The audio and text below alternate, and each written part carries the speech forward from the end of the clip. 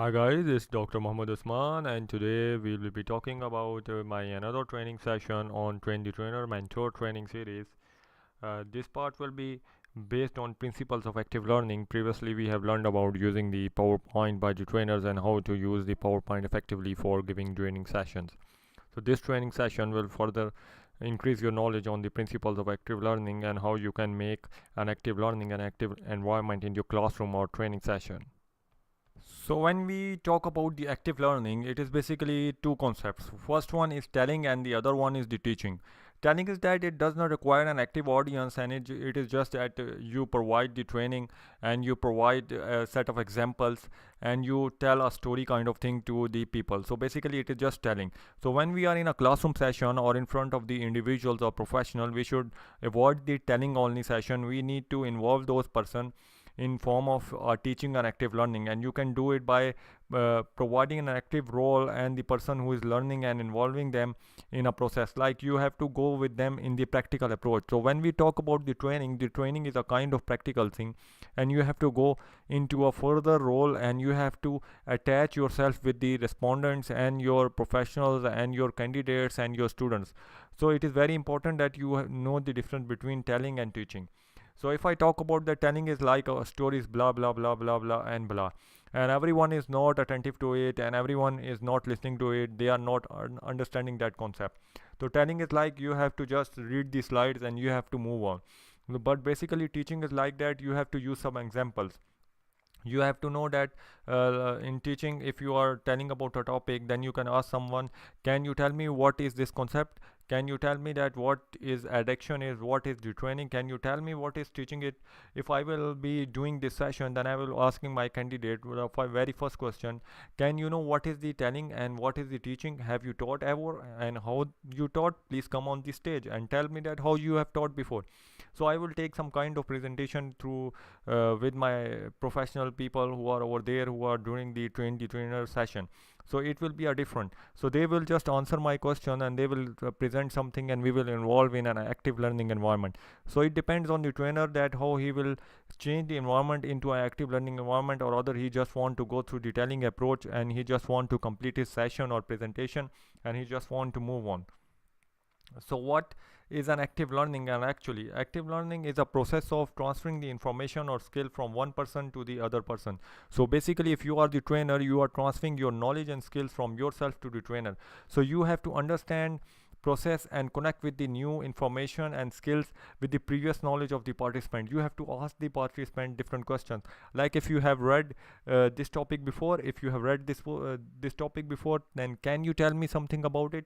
Can you give me examples about it? Like when I go into my class, every time when there is a new class and when there is a new semester, what I do that I ask the different candidates, have you read the prerequisite? Have you ever read this before? Do you know what is this topic? Do you know what is that? And even on every different class, I go into the class and I ask the previous experiences of the people, and even after every lecture or completing that lecture, I ask my student, do you understand it? And I give some pause and breaks during my teaching sessions.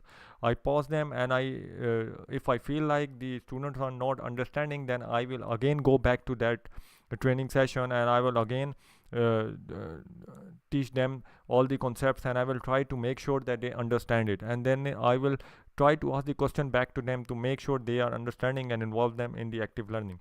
So active learning is very important because it gives you a reflection about what you are teaching and what your knowledge is and what is your skills. So basically the first worst thing about the presentation is that if your students are sleeping in your presentation and if your candidates are sleeping in your presentation, then it is very bad for you. The people should be active and people should be connected to you. So it's up to you that how you will connect with your people. So at this moment, can you tell me what is the worst presentation that you have attended, and you can share it with the rest of the group. So it is like the reflection of what you are doing. So you can ask the students and professionals the feedback, what you are doing, how you are feeling during this training session, what you have learned up to now. So basically reflection is related to the trainer, and the methodology and the people in the training session are reflection of the trainer. So basically they will be opposite to you, and you have to make sure they are the same like you when you are in the training session. Then in the next activity, what you can do, you have to go over the brainstorming session. Like I've told you previously, before every training session you must rehearse that training session, you must read all the lecture, you should have grip on the content. So having a poor presentation in the mind will make you to give a poor presentation. Having you a good presentation in mind will give you a good presentation. So basically these things will very much different when you will go into the actual environment. When you will talking to the actual people, then you will not have any time to focus on creating new ideas. You have to generate the ideas previously by rehearsing the content topic, and you have to make sure that these all things are in your mind, and these all things are the good things, not the bad things. So remember that there are no good or bad answers to any question, and you should be attentive, and you should not pinpoint any candidate that the answer is wrong. You should say that like this could be more better, but it is not that much accurate. So you should brainstorm to find some ideas to motivate the people in the training sessions and in your presentations. Then another activity 3, if you go on to the thinking about the best presentation you have attended, then why that was a good presentation. So before giving any presentation, you can just remind yourself that which last presentation you have attended. So as a trainer, you must have attended some training or taken training from a very good trainer. So basically if the trainer was good, then it would be your best presentation and you will remember that course. But if the trainer was bad and the presentation was bad, you will not be able to remember that course. And believe me, some presentation I have taken about 10 years ago or 20 years ago, I still remember that, because of the trainer, because of his style, because of his methodology. So everything you will be doing in the training session will be your reflection. So you should remember that what is the best presentation which you attended last time and what was good about it, and do the same one. So can you tell me any idea for the best presentation and how I will represent it?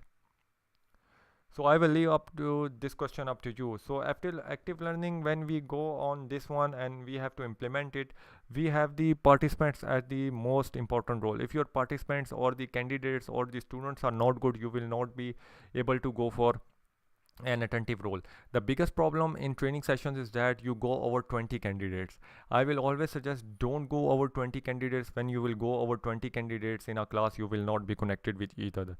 Maximum strength should be 20. And similar like in the classroom students, I always tell my partners and seniors that when you will go over 20 students in a class and 1 to 20 ratio, you will be teaching just blah blah blah blah, because you will not able to reach those audience, you will not be able to connect to those audience. So in university level or in classes level, they should also maintain a number of students with each teacher. But sorry to say that it doesn't happen every time. So when we go on the active learning thing, the content should also be making sense, and you should have a prior knowledge, and that prior knowledge should be connected to you, all your participants. So basically you have to connect your participant with your prior knowledge, and that content should also be useful. If I am giving you the slides and if I am giving you a manual, so that manual should be helpful to you, so when you go out of the class you can use it.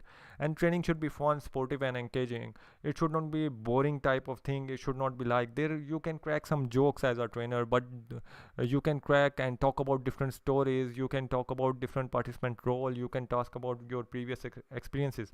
So basically that depends on you, how you make the class more active learning. But talking about the participant play a very important role, and how you can make those participants active learning. Because when you talk about the participants which are active, you need those participants which want to acquire new knowledge and skills. The people who are shortlisted by their organizations and they are not interested in the training, they are just sleeping in the training. So you will, even you are good, you are doing your best, the people are sleeping. So it is the problem of the organization and those participants.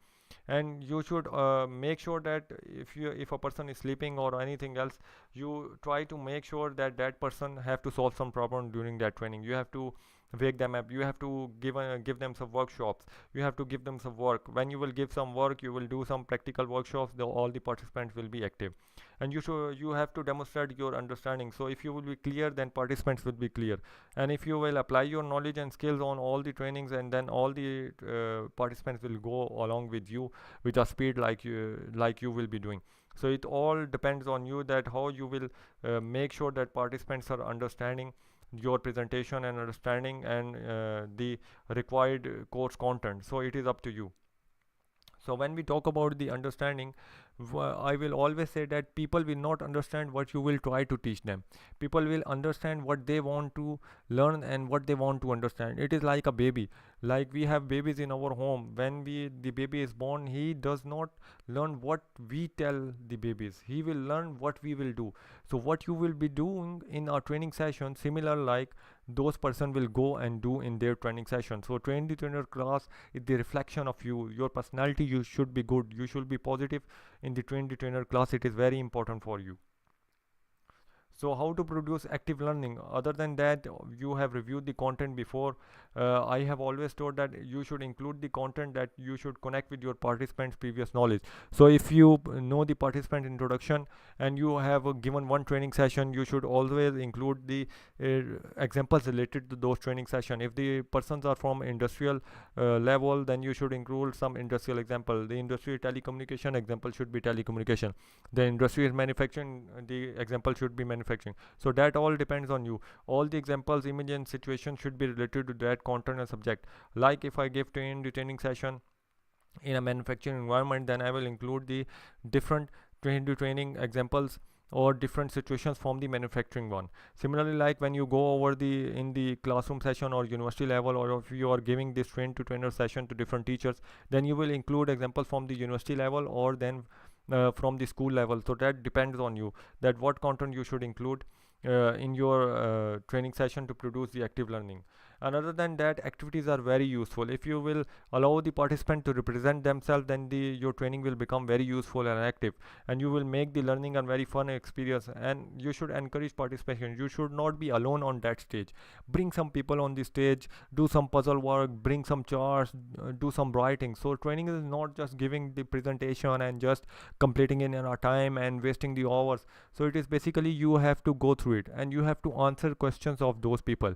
I will say that many teachers I have seen in my career who will say that I will answer that question next time.